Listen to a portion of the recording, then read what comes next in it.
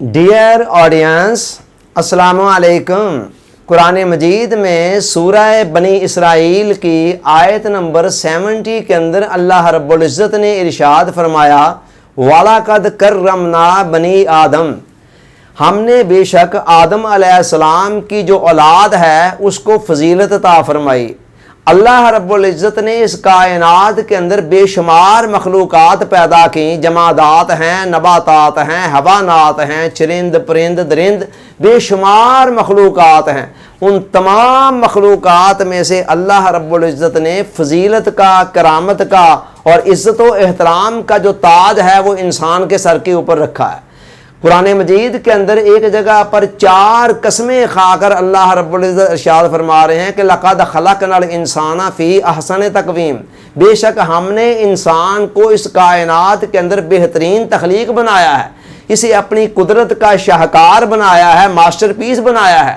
اور دوسرے مقام پر فرمایا خَلَقْتُهُ بِيَدِيَّ، ہم نے انسان کو اپنی قدرت کے ہاتھوں سے تخلیق فرمایا ہے، یعنی باقی کائنات کو تو کن کہہ کر بنایا، انسان کو اپنی قدرت کے ہاتھوں سے تخلیق فرمایا۔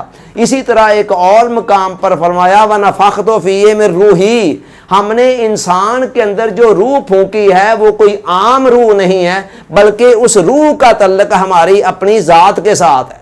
تو انسان کو اللہ رب العزت نے ایک ایسا مقام اور مرتبہ دیا ہے کہ جو انسان کے علاوہ پوری کائنات کے اندر اور کہیں نہیں ہے۔ یوں سمجھ لیں کہ اگر یہ کائنات ایک سٹیج ہے تو انسان اس سٹیج کا ہیرو ہے اور باقی سارے جو کردار ہیں وہ اس ہیرو کے گرد گھوم رہے ہیں۔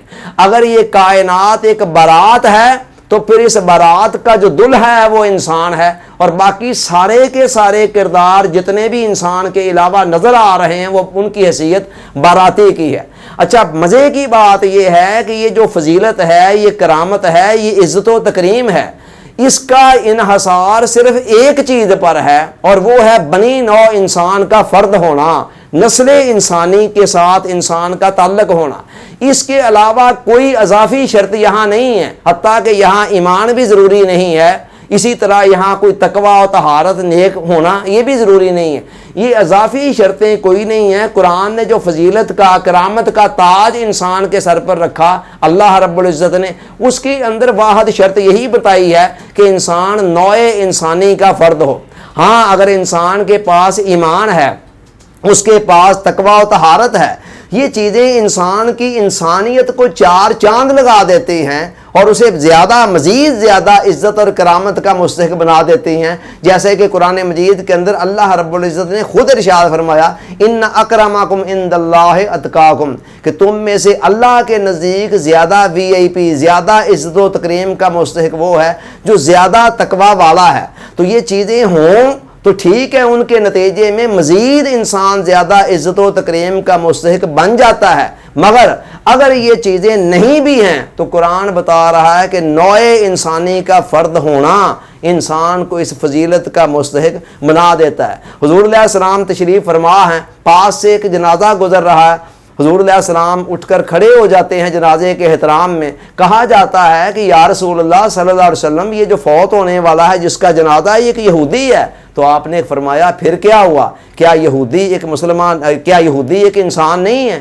تو میں بتا رہا ہوں کہ بیسک جو رائٹس ہیں انسان کی، جان، مال، عزت و آبرو، اس کا تحفظ، بنیادی حقوق، ان معاملات کے اندر اسلام کوئی فرق نہیں کرتا ہے مسلم کا، غیر مسلم کا، نیک کا یا بد کا، بلکہ سب کو یکساں قسم کے حقوق دیتا ہے۔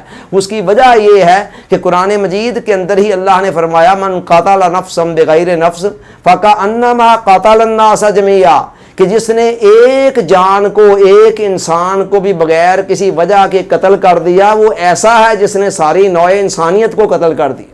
یہاں بھی آپ دیکھیں قرآن نے نفس کا لفظ استعمال کیا، اور نفس سے مراد کوئی بھی جان ہے، کوئی بھی انسان ہے۔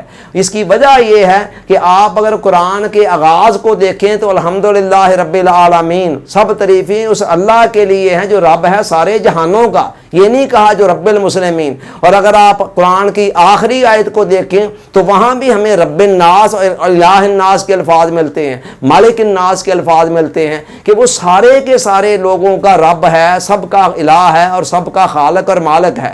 تو لہٰذا یہ جو عزت و تکریم ہے یہ بغیر کسی تخصیص کے، کوئی شخص اگر نیک نہیں بھی ہے، محض نوع انسانی کا فرد ہونے کی بنا پر ہر انسان کی ہمیں عزت کرنی چاہیے۔ اللہ تعالیٰ سوچنے، سمجھنے، یاد رکھنے، عمل کی توفیق عطا فرمائے۔ آمین۔ آپ کا بہت بہت شکریہ۔ السلام علیکم۔